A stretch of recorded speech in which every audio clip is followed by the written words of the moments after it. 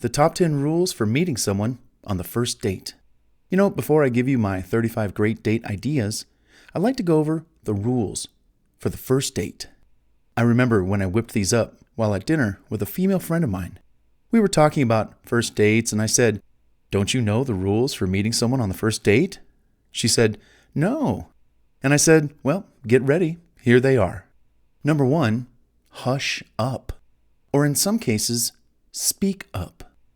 Too many people nervously ramble on, foaming at the mouth with total nonsense coming out of it. The other person, new to meeting you, can't get a word in edgewise because you're doing all the talking. Let someone else share in the conversation.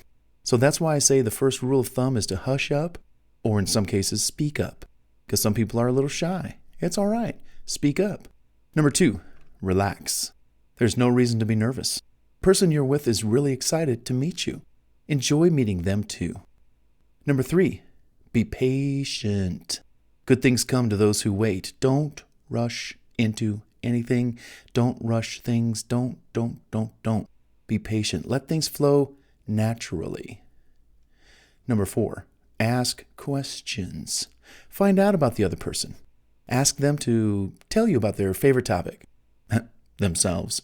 This will give you the opportunity to learn about this person. Do you want to continue seeing this person?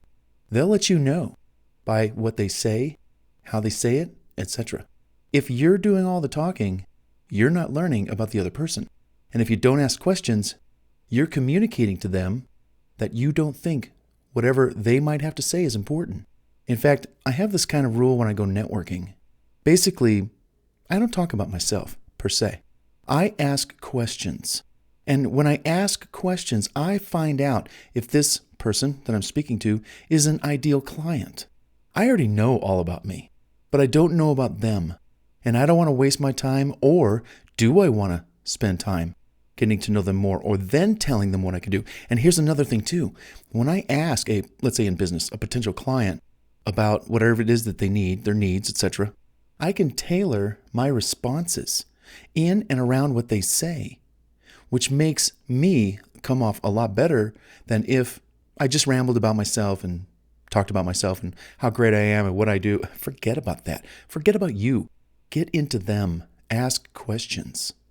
Number 5, show interest with the proper eye contact. Your attention should be on the other person you're with and not with the waiter or the people sitting over in the corner or the people walking across the street. Keep your eyes on who you're with. Show interest. Number 6, encourage. Be positive. You don't know what kind of day this other person has had. You certainly don't know what's been going on in his or her life. The person might be a single parent or recently divorced, or the last breakup was just horrible. They may have a series of horrible breakups and horrible relationships. You just don't know. They might have lost their job. Who knows?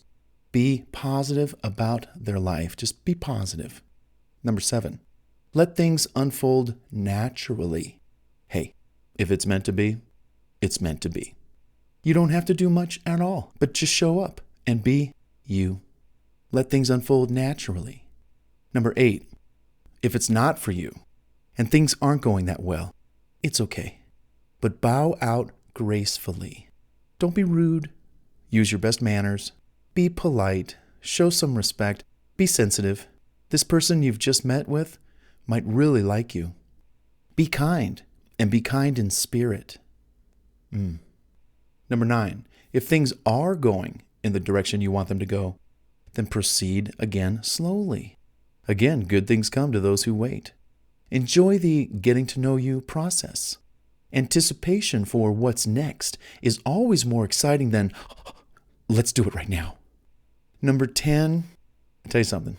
When I first came up with my top 10 rules for meeting someone on the first date, I only came up with 9.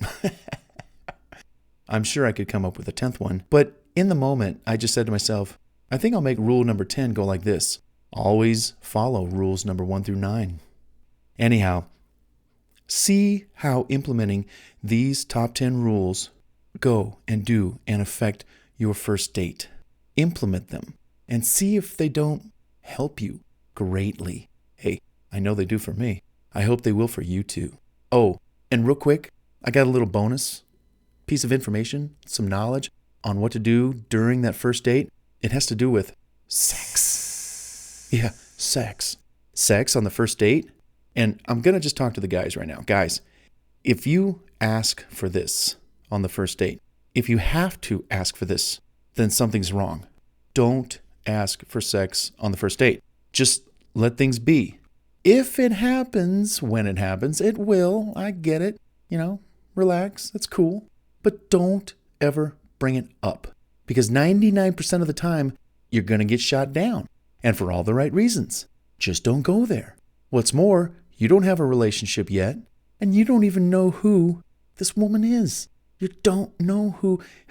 And no disrespect to women. And this is not spoken generally across the whole spectrum of women. But guys, you don't know this woman. She could be heavy in debt, a psycho on drugs. Maybe she's got tremendous drama issues. We don't know. No, just take it cool. Be cool. Don't bring sex up on the first date. And the reverse is true for ladies. Ladies, of course, you know this. Who's this guy? You don't know what his background is. You don't know what his history is. So, touche right there, The sword cuts both ways, So just don't bring it up on the first date. Don't go there. What's more, again, no relationship.